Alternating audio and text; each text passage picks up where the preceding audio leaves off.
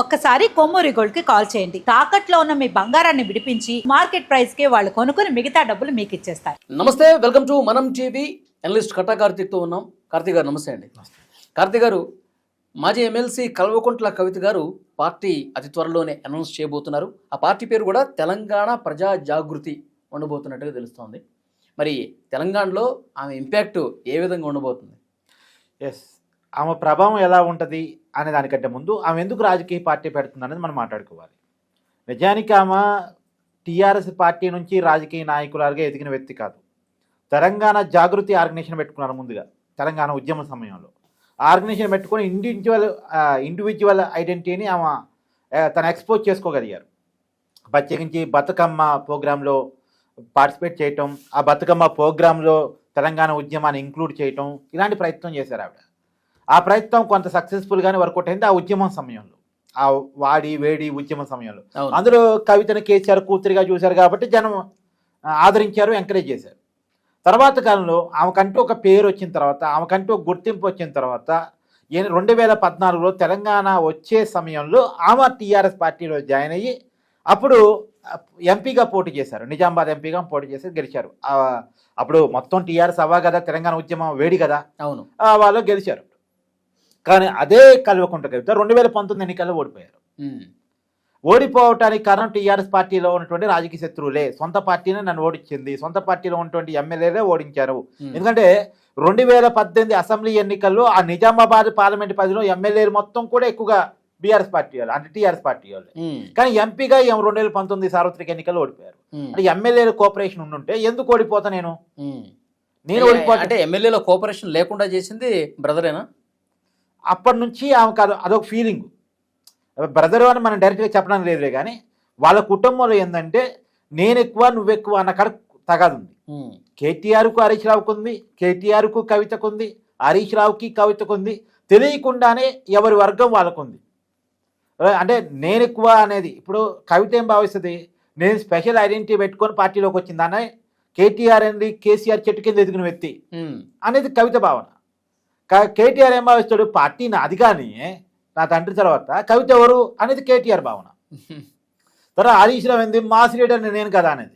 అందుకని హరీష్ రావు ఆ భావన ఉంటుందనే కారణం చేత 2018 ఎన్నికల్లో గెలిచిన తర్వాత, సెకండ్ టైం గెలిచిన తర్వాత చూడు, చాలా కాలం హరీష్ రావుకి ప్రయారిటీ మంత్రి పదవి ఇవ్వలే, చాలా కాలం పక్కన పెట్టారు. పార్టీలో ప్రయారిటీ ఇవ్వలే, ప్రభుత్వంలో ప్రయారిటీ ఇవ్వలే, మంత్రి పదవి ఇవ్వలే. తర్వాత చివరికి వాళ్ళ టీవీ ఛానల్లో, వాళ్ళ పేపర్లో ఈ హరీష్ రావు పేరు రాయటానికి కూడా ఇబ్బంది పడ్డారు. కొనాలి హరీష్ రావు పేరు కూడా రాయలే. సో తర్వాత మళ్ళా రాజకీయ పరిణామాన్ని కేడర్లో కూడా కొంత వ్యతిరేకం వస్తుందని గమనించి కేసీఆర్ అప్పుడు పిలిచి మళ్ళీ మంత్రి పదవి ఇచ్చారు, ప్రయారిటీ ఇచ్చారు. కానీ ఏదేమైనా ఎక్కువగా కేసీఆర్ హైలైట్ చేసింది కేటీఆర్ వర్కింగ్ ప్రెసిడెంట్ చేశారు. పార్టీ తర్వాత నాయకుడు కేటీఆర్ అనేది ఎక్స్పోజ్ చేశారు. అంటే వీళ్ళిద్దరి కంటే కూడా కేటీఆర్ఏ నెక్స్ట్ పార్టీ పగ్గాలు అందుకోబోతుందని చెప్పి అది కల్పించడం కోసం ఇది చేసినట్టు. ఆ సమయంలో కవిత ఫీల్ ఏంటంటే అబ్బాయి వైపు ఎక్కువ మొగ్గు చూపుతున్నాడు కేసీఆర్, నా వైపు తక్కువ మొగ్గు చూపుతున్నాడు అనేటువంటిది కవిత యొక్క ఫీలింగ్.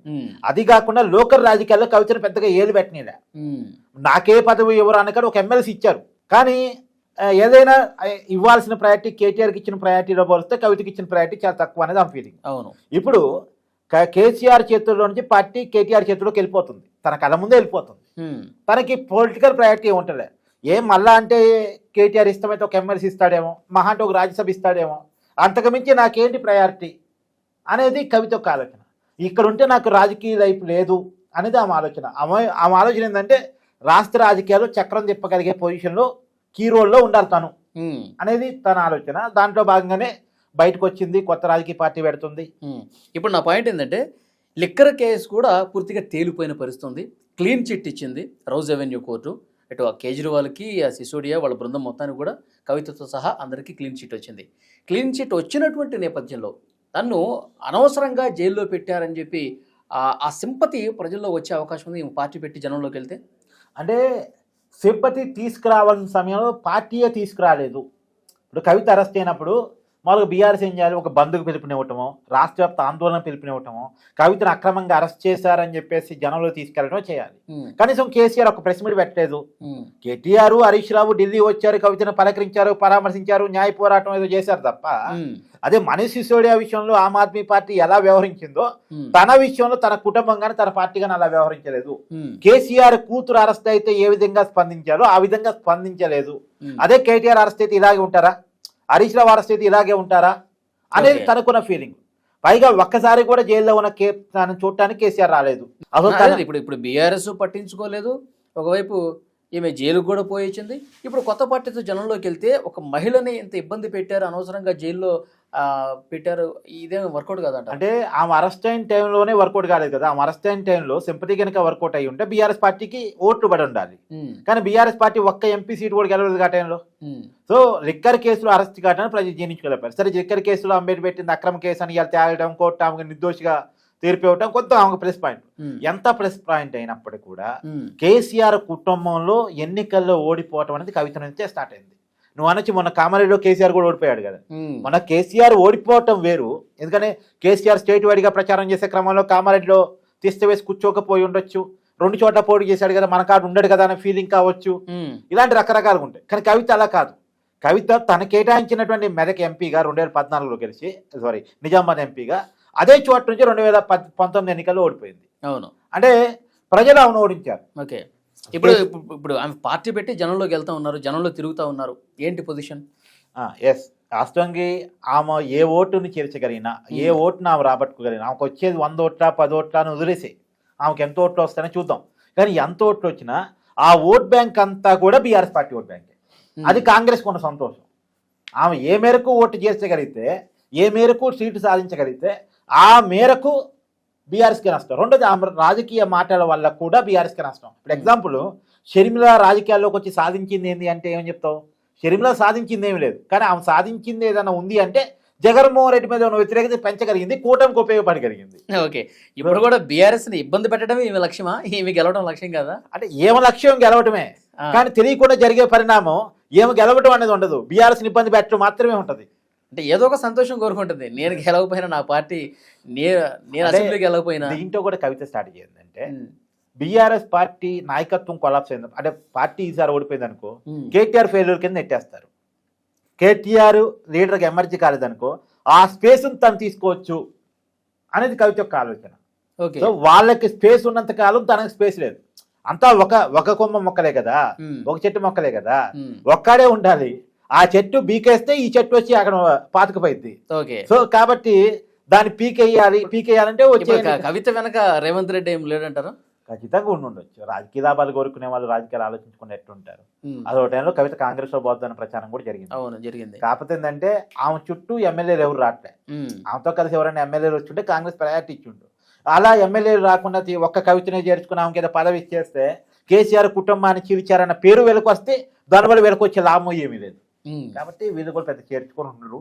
మేబీ ఆమె కొత్త రాజకీయ పార్టీ పెట్టడం వల్ల కవిత ఏదో చేయగలిగింది, పెద్ద ఇన్ఫాక్ట్ చూపిస్తానని చెప్పాం. కానీ ఆమె పెట్టి చేర్చగలిగేటువంటి ప్రతి ఓటు, ప్రతి సీటు బీఆర్ఎస్ పార్టీని ఇబ్బంది. అంటే ఆమె ఇంపాక్ట్ పక్కన పెడితే బీఆర్ఎస్ కి నష్టం చేసే ఆలోచనతోనే ఆమె ముందు టార్గెట్ పెట్టుకుంది. కింగ్ మేకర్ కావాలి. ఎందుకంటే తెలంగాణలో 119 అసెంబ్లీ స్థానాలు ఉన్నాయి.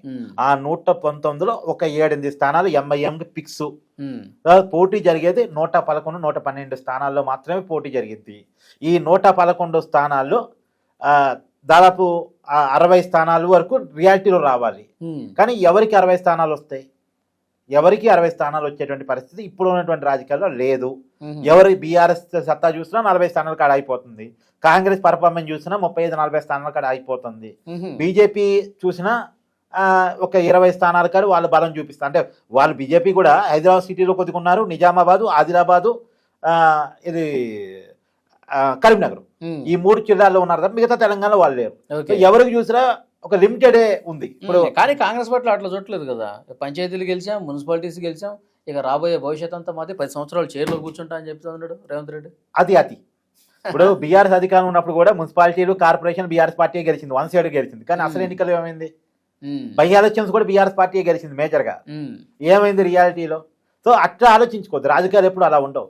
అధికార పార్టీకి లోకల్ బాడీ ఎలక్షన్స్ ఇప్పుడు ఎప్పుడు మీరు చెప్తున్నట్టు ఈ రోజు ఎలక్షన్ పెడితే ఏ పార్టీ కూడా మెజారిటీ అందుకోలేదు అంటారు. అందుకోలేదు Magic అనేది figure కవిత అందుకోలేదు ఆలోచన, కవిత స్ట్రాటజీ. Okay. నేను నా ఆలోచన చెప్పట్లే, కవిత కవిత ఆలోచన. అనుకుంటుందా ఇట్లా? కవిత అనుకునేది ఏంటంటే నేను ఒక 10-15 స్థానాలు సంపాదించగలిగితే వాళ్ళు Okay. నేను కింగ్ మేకర్ అయిపోతా. Okay. ఎవరికి మద్దతు ఇస్తే వాళ్ళే గవర్నమెంట్ ఫామ్ అవుతారు. ఆహా. కాబట్టి 10-15 స్థానాల మీద కాంటెస్టింగ్ చేయాలి అనుకుంటుంది ఆవిడ. ఆమె అట్లాగే అనుకోవాలి, ఎందుకంటే ముందుకెళ్ళాలంటే అనుకోక తప్పదు. చూద్దాం భవిష్యత్తు ఎట్లా ఉంటుందో. Thank you very much.